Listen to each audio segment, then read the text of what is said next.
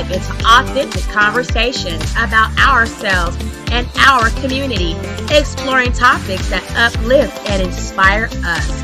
From personal growth to social change. So grab your teacup and get ready to join the conversation.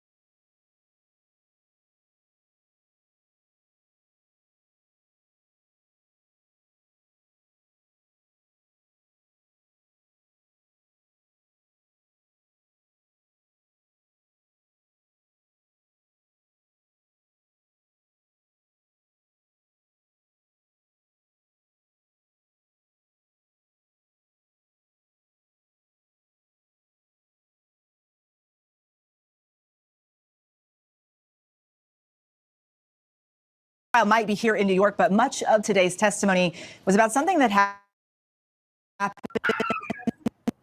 in Los Angeles. Right in the Hollywood Hills, Eva, when Kid Cudi says his Porsche 911 Cabriolet was torched with a Molotov cocktail.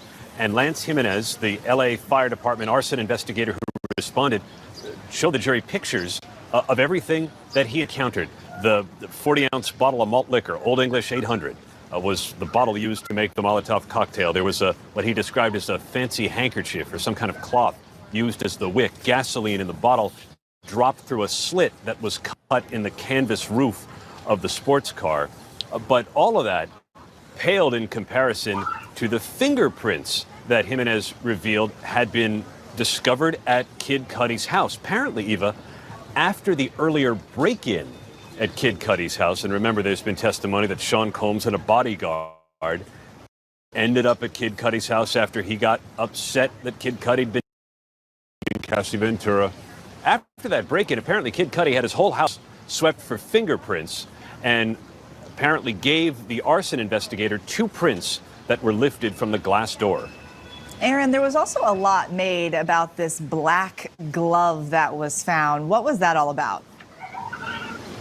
This was on cross-examination, and I think that the goal of the defense was to try to undermine the credibility of the investigation, maybe suggest that the arson investigator had a job, because the defense kept harping this single black driving glove that was found on the back seat, maybe insinuating that, I don't know, Kid Cudi lit his own car on fire. It wasn't clear where the defense was going, but ultimately the arson investigator said the glove wasn't terribly significant because Kid Cudi told him it was his.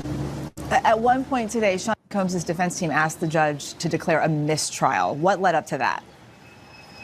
So Jimenez was talking about the fingerprints that had been found on the glass door of Kid Cudi's house.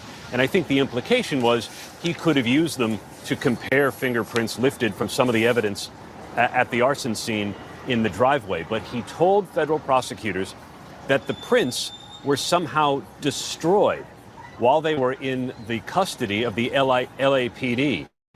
And when federal prosecutor Christy Slavic asked Jimenez, is that unusual for evidence to be destroyed during an ongoing investigation, the defense jumped up to object, and outside the presence of the jury, called prosecutors outrageous. The defense saw the question as an attempt to drop an inference in the jurors' minds that somehow Combs was responsible and could buy his way out of trouble by paying off someone at the LAPD to destroy evidence.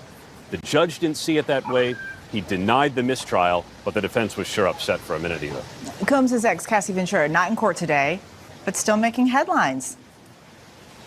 She had a baby, her 3rd child, and that comes, 2 weeks after she gave such a dramatic, emotional, disturbing, graphic testimony here in court. In fact, her former stylist, Deontay Nash, ended up saying congratulations from the witness stand And that was sort of everybody's confirmation that she had the baby. And we don't know any more details than that. But after such a wrenching time on the witness stand, a happier moment for Cassie Ventura and her husband. What were Combs' reaction to today's testimony? Was his family there with him today? 3 sons were there in the row where they'd been sitting. His mother was there. Combs actually seemed like he was in a pretty good mood today. He was laughing quite a lot and consulting with his lawyers, gesturing to people in the audience. Aaron Katursky, thank you so much for being with us. I want to bring in our ABC News Brian Buckmeyer to break down the testimony that we saw on the witness stand today. Brian, let's get straight into it. So what was your big moment of the day? It's got to be the request for the mistrial, but even more so than that, the lead up to it. And now Aaron Katursky did bring it up, but give it a little bit more context. It was very clear what the government was doing, at least from a defense attorney's eyes, that there were fingerprints found at the home during the arson investigation that was tied to an earlier incident, being the burglary. There's fingerprints on the vehicle, and that these fingerprints had disappeared. The government went in on question after question as to how these fingerprints would be destroyed properly and that the proper process did not actually happen here, and then ultimately suggesting that they were just gone. But the judge said that the prosecution did not go one step further of getting the answer as to whether or not this was unusual. And so application for a mistrial is denied, according to the judge. Okay, there was this LAPD officer who responded to that reported break-in at Kid Cudi's home. Walk us through that investigation. So we've heard about this initial incident when it comes to the alleged burglary, which this law enforcement officer actually put down in his report as a trespass. And now, just for explanation, burglary is trespass plus, so like trespassing to someone's home and stealing inside, or trespassing to someone's home and committing a felony therein. So calling it just a simple trespass suggested that he did not see any evidence of a further crime inside, but he did go inside, ask questions, ask follow-up as to who he should contact. Capricorn Clark was someone he's supposed to follow up with. Cassie Ventura was someone he's supposed to follow up with, but according to him, even though he reached out multiple times, they did not get back to him. Seemed like he only started reaching out to women after he found there was female DNA on the crime scene, specifically that Molotov cocktail. But that information never really got out through cross-examination, just the insinuation of it. Okay, so that arson investigator, let's talk about him and the evidence that he potentially found. What did he find? A lot. Okay, so we've already saw some of the photos of the damage to Kid Cudi's Porsche 911, but we also saw evidence of a lighter that was left not too far from the vehicle, as well as this container and the bottle of malt liquor that was, you can zoom in, you can really see how much gasoline was still in there that the arson expert said he can smell, but also tested and confirmed. And then, of course, you have like this silk kind of fabric here that we believe was inside of this Molotov cocktail, fell out, was damaged in many ways. They called it a designer piece of silk, and that's why it kind of fell apart. And we don't see the damage you typically see from a Molotov cocktail that firebombed the place. But these evidence were collected and shown to the jury as to how this investigation rolled out for the arsonist. A designer piece of silk? Yeah, he was able to say that because of this portion here that's not burned, you can see that one, it was like silky and very soft, and also the design on it. The investigator kept calling it a designer piece of silk, which at least in my mind, I'm like, okay, so who would have a designer piece of silk that you might use a Molotov cocktail? When they were talking about the bottle, I was shocked that it was malt liquor and not another bottle that might be signature to Sean Combs, but they tried to insinuate that maybe designer made it had something to do with who did it. Okay, let's talk about that black glove. I asked Aaron about this as well. It was found in the car. Is that important? So I think when it comes to the defense's case, there's not going to be one piece of evidence that you're going to say, you know what, this black glove is the reason why you must acquit. It's not that kind of case. But it was a small piece of evidence where they were trying to insinuate that the person who threw the Molotov cocktail inside of this car might have been using that black glove to protect themselves, and that the investigator should have investigated, should have seen what the DNA was, instead of simply taking the word of Kid Cudi to say that a single glove, because they couldn't find the other one, was his, and they should not test it or check it, saying that the alleged victim here is directing the investigation and not the people who are investigating the case. Brian Buckmeyer, always so good to have you break this down for us. Thank you so much. Well, this show is called Burden of Proof, and that burden, well, it rests on the prosecution. And here's the superseding indictment that they brought against Sean Combs. The very first count Diddy is facing, racketeering conspiracy. The indictment accused Combs of creating a criminal enterprise with members and associates engaging in crimes like sex trafficking, forced labor, kidnapping, arson, bribery, and obstruction of justice. But what exact racketeering conspiracy? To break it all down for us, I want to bring in Michael Bachner. He's a criminal defense attorney here in New York City who is not involved in this case. Michael, thank you so much for being with us. Okay, so Combs has denied the accusations, pleaded not guilty, but help us understand exactly what he's accused of. What is racketeering conspiracy?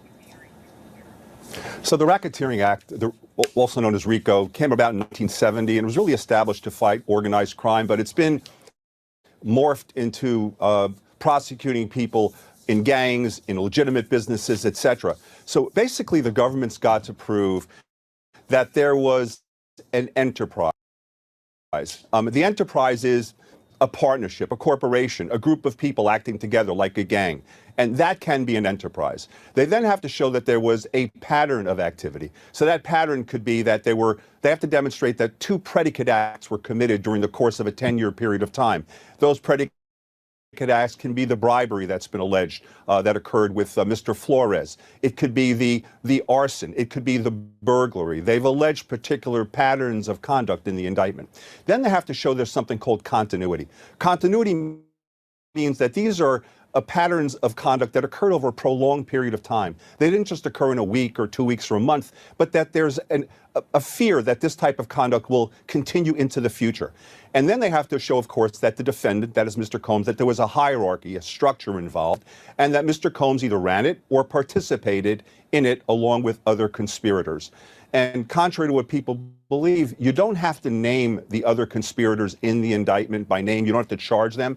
You just have to allege that they existed and call them as witnesses or produce evidence that there was more than one person, that is Combs and one other person at least. Okay, you mentioned it, but we keep hearing this term RICO in this case. What exactly is that? How tough is it to get a RICO conviction on something like this? So RICO, this Racketeer Influence Corrupt Organizations Act, it's a tough of charge to prove, basically because it's kind of complicated. The jury's going to get the law from the judge, and the judge is going to say, ladies and gentlemen, to convict Mr. Combs, you have to find, first of all, there was this Combs enterprise. That is, there was a hierarchy, a structure that Mr. Combs ran, was part of, etc. Then you're going to have to show that there was this pattern of activity. You're going to have to find that he at least committed or was involved in or directed the commission of an arson, a burglary, the bribery, the sex trafficking, some of the acts alleged in the indictment, which the judge will instruct the jury on. And then he's going to say that you must find this continuity purpose. And they're also, of course, going to have to show that Combs was involved in the conspiracy, that it was an actual agreement that he had. It doesn't have to be in writing. It doesn't have to be, written in blood. It's got to be an agreement, an understanding, even informal, with at least one other person, that this is how the structure of the organization would be running. And the organization can be a legitimate organization, but has illegitimate goals. And the government is alleging that this was a structured community that Combs ran, that people abided by his wishes. He directed that the abuse occur. He directed that these freak-offs occur, that people cleaned up for him, that people bribed for him, that people committed arson for him, they burglarized for him, all in support of the organization. It can't just be random, unrelated acts. They have to be related conduct, these predicate acts. And the government's alleging all of this stuff together was in order for Combs to maintain his hierarchy, to maintain the enterprise. And the prosecution's still presenting their case, but when Combs' team gets up there to present his defense, how do you defend a case like this? Well, I was one of the lawyers in Combs' first case in 2001, representing a co-defendant in the case, and we were lucky not to have to deal with this type of RICO issue. But the defense is kind of the same. They're going to be alleging that the Combs' abuse, which they admitted on their opening statement existed, was domestic in nature. This is just a horrible way that he behaved. He's a bad guy. He's a creep, all of those things. But they're going to have to try and show that the acts were consensual, that there was no pattern, no conduct, and no hierarchy, and Combs was not directing this conduct. Michael Bachner, thank you so much for being with us. Still ahead, the legal strategy behind the defense's request for a mistrial and why the judge may have denied it. Also ahead, will Diddy take the stand? We're answering some of the top questions people are asking about the trial online. Stay with us.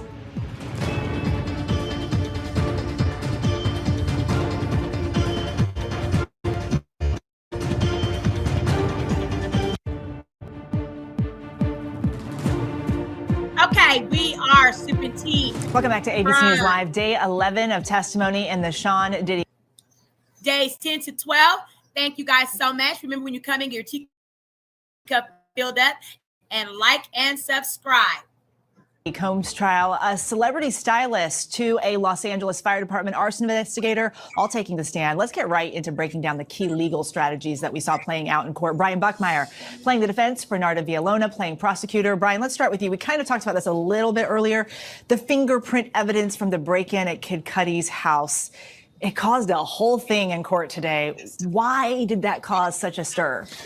Because of the insinuation that the defense made that the government was attempting to do, that there were fingerprints, clearly no one knew who they connected with, that were on the glass of the Kid Cudi's home, and also that we just heard that there were fingerprints on the Porsche 911. It was insinuated that at some point in time, they were going to cross-reference them and see who it was. You know, Sean Combs was accused of burglarizing Kid Cudi's home. And then it got to the point of like, okay, it's destroyed.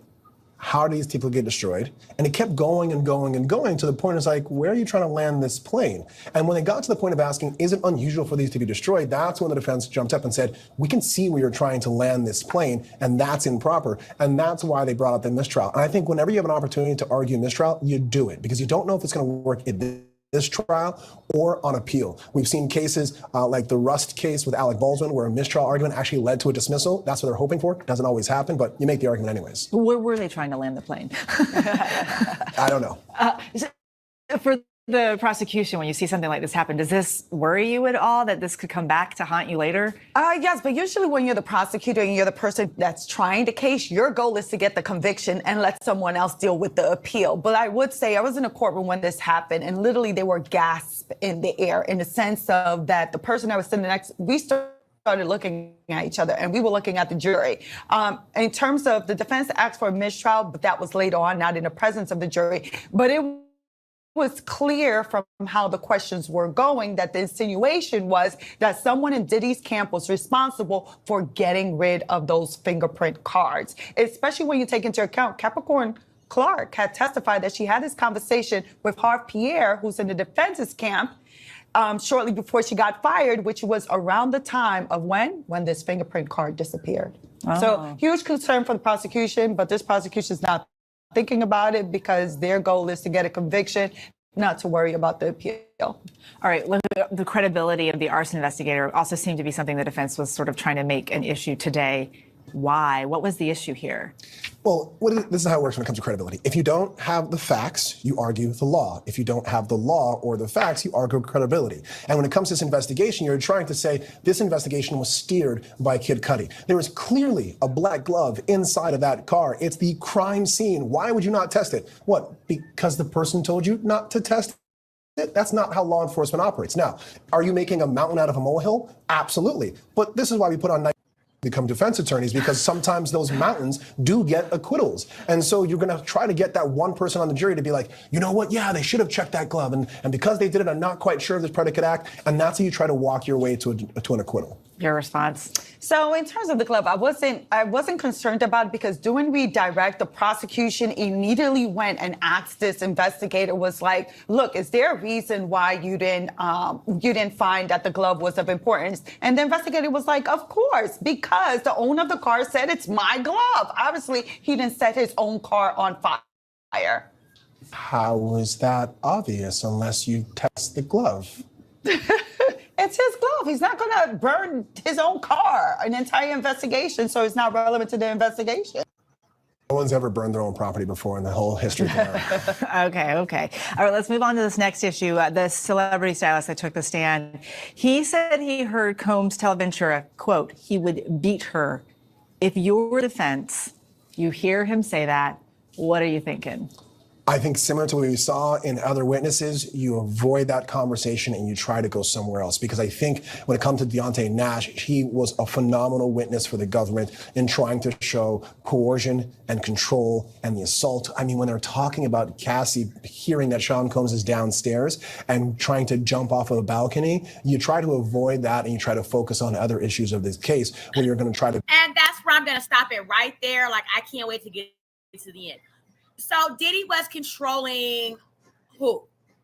Hitman, drug mules, I mean, you know what I'm saying? Look, like, think of the syndicate of a mob family. There are top level generals. There's killers, hitmen.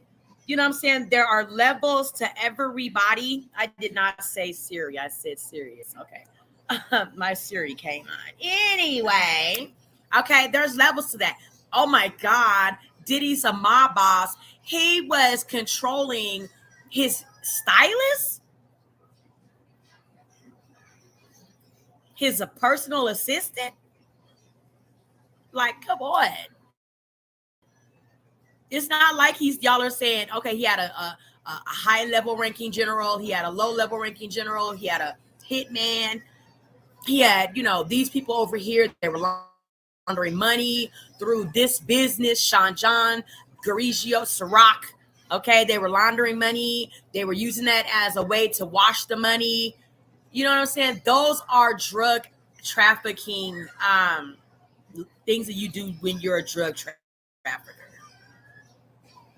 Because he was controlling his assistant and she let him, or he let him. You see what I'm saying? Like, okay. Y'all are putting yourselves in compromising situations and then mad when you get blackmailed. Okay. Paint the relationship with Cassie and Sean Combs as toxic, equally using drugs. You're going to try to continue down that path of these are two individuals who are in the thralls of drug abuse and domestic violence, and this isn't trafficking. This is domestic violence. You try to pivot how you're going to talk about that conversation. How does Deontay Nash help the prosecution? Deontay Nash played a crucial part in the prosecution's case today, and Deontay Nash was number one able to. I think he played into what the prosecution are trying to show reasons why Diddy should be federally indicted, but I don't think that they've quite hit the ball out of the park yet. I don't hear it. He's somewhere controlling his personal assistant and the hairstylist. Did you see the fucking hairstylist get out of the van? That is a hoe. And I'm not saying homosexuals can't be gangster, but when was the last time you saw one in a mob family? The mob don't even fuck with homosexuals. If you're a homosexual in a mob family, you probably get killed. Okay, so not for nothing, like, fuck out of here with this shit. And they better hope Diddy doesn't get off. If he does, I think he's gonna sue the state of New York and shit. I think he's gonna sue him. Probably the police, SWAT that raided all his houses and all this shit. Like, if Diddy say he completely walks, I think he's gonna sue.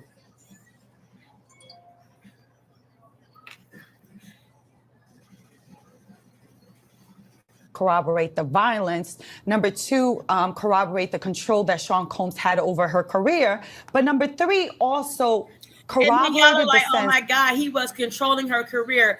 That's like if y'all work at a regular 9-to-5 job and you never get a raise and you never get promoted, but you stay sitting there working that same 9-to-5 job and you never walk away, and your boss tells you you're never going to find a better job. You're going to sit your ass down, get your ass together and work this goddamn job, and you take it.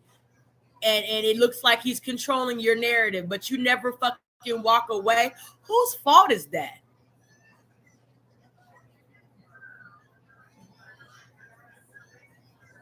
Diddy's not the only music producer in the world. Cassie was a beautiful talent. So you mean to tell me no other producer, just because even if Diddy would have been like, nah, don't fuck with her, you don't think Jermaine Dupri might have signed her? Or whoever?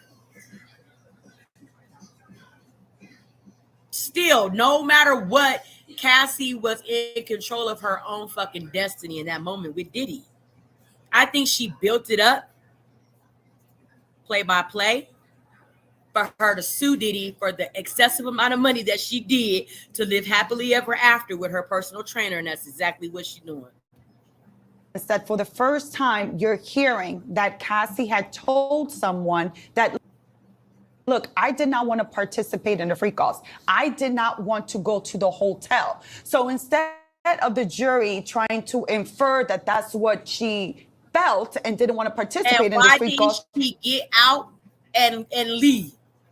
Oh, it wasn't that easy for her. I mean, if Diddy wasn't somewhere breaking her legs, it only sounded like Diddy was like abusing her in the confinements of certain places. He wasn't like hitting her all upside the head walking down the street. I mean, if you're really being ex-trafficked and you're walking down the street with your ex-trafficker, you flag a police like, oh my God, you try to alert somebody. Like, help me. This person, I'm under duress. I'm being kidnapped. I'm being ex-trafficked. You slip somebody a note. You give signs like, oh my God. You know what I'm saying? Like, this is not where I need to be standing right now. You blink twice if you okay. Cassie was walking down the street with her head held high in Diddy's arms, all on the red fucking carpet, girl. Quit it.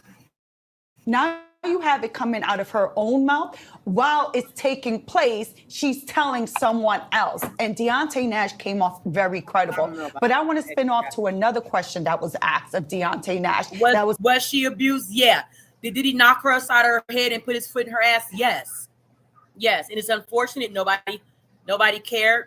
Deontay tried to care. Capricorn Clark tried to care. Unfortunately, it didn't reach anybody until Cassie herself walked away, right? And filed a lawsuit against him. And now she's the key witness in his ex-trafficking trial and all this shit. Was asked to cross-examination, and which was a bombshell for the defense. When asked whether Deontay Nash, whether he was an employee of the enterprise, yes. He got paid by Bad Boy, yes. Did you participate in any criminal activity under Mr. Combs? Yes.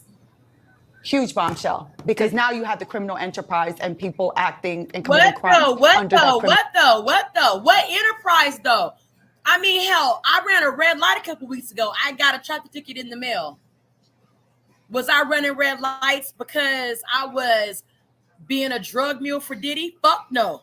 But I still committed an offense punishable by paying a ticket. What crimes did they do for Diddy that's, you know what I'm saying, RICO level? What? Now, they might have been state level crimes, but they're not, like we keep having to go back to. They didn't charge Diddy in the state. They're charging him in the federal court. So let's bring up some federal type shit here. Criminal enterprise. They weren't expecting that answer. Did they say what he did? Did he say? No, they moved on fast from it because that is a bombshell. They asked the question that they didn't know the answer to. That Cassie had told someone that, look, I did not want to participate in the free calls. I did not want to go to the hotel. So instead of the jury trying to infer that that's what she felt and didn't want to participate in this free calls, now you have it coming out of her own mouth while it's taking place. She's telling someone else. And Deontay Nash came off very credible. But I want to spin off to another question that was asked of Deontay Nash, that was asked to in cross-examination, and which was a bombshell for the defense. When asked whether Deontay Nash, whether he was an employee of the enterprise, yes. He got paid by Bad Boy, yes. Did you participate in any criminal activity under Mr. Combs? Yes. Huge bombshell. Okay, but what? What are the crimes? He could have been fucking jaywalking across the street. What's the crime? Trying to hurry up and get Diddy one of them motherfucking Manhattan pies that nigga be eating. That he had the making of the band stars trying to go get. They had to walk a country mile across New York City to go get that shit. What was the fucking crime? There's petty crimes, and then there's high-level crimes. What are they? So what? He said he committed crimes while he worked for Bad Boy Enterprises. A lot of us have done crimes while we worked our fucking job.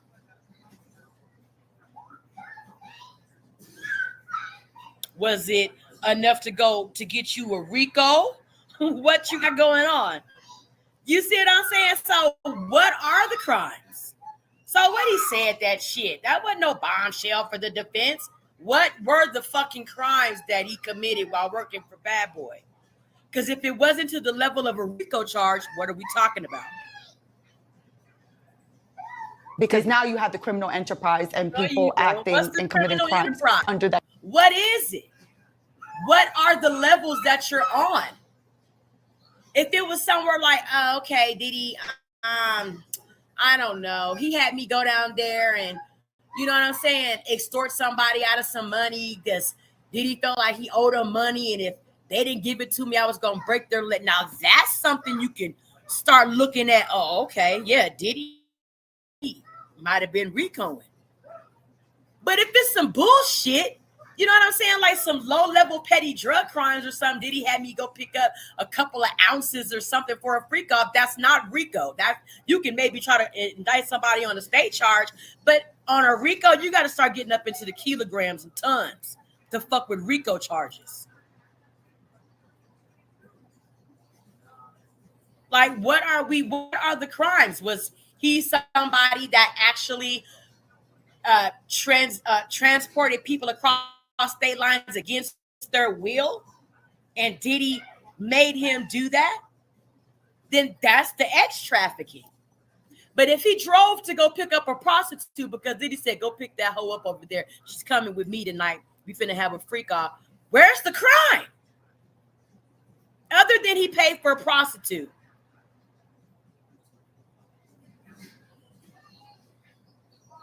Like, what are y'all saying?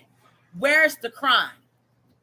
What criminal enterprise? They weren't expecting anybody that. can say that shit. I can say a lot of shit. Anybody can say any goddamn thing. That doesn't make it true. And it doesn't make it to the level of whatever y'all are trying to persecute somebody to that extent of. What's the fucking crime? I want to know what the crime is. Maybe it is a RICO, but y'all ain't said nothing. Did they say what he did? Thank No, you. they moved on. Hello. Did they say what it was? From it because that is a bombshell. They asked the What's question. the bombshell? If you don't drop the bomb, how you gonna drop Diddy in jail? How? The bomb is when you actually put that nigga in. That's the boom. If you don't fucking say what it is, then it's nothing. That You have nothing to think about because there's nothing to go on. The answer to. Which is a cardinal sin for any defense attorney. If you don't know the answer, don't ask a question because you get stuff like that could bury your case. All right, we're going to leave it there. Brian Buckmeyer. Why? What do you mean? If he was to say, okay, Diddy made me do XYZ, say it was the level of a RICO, prove it.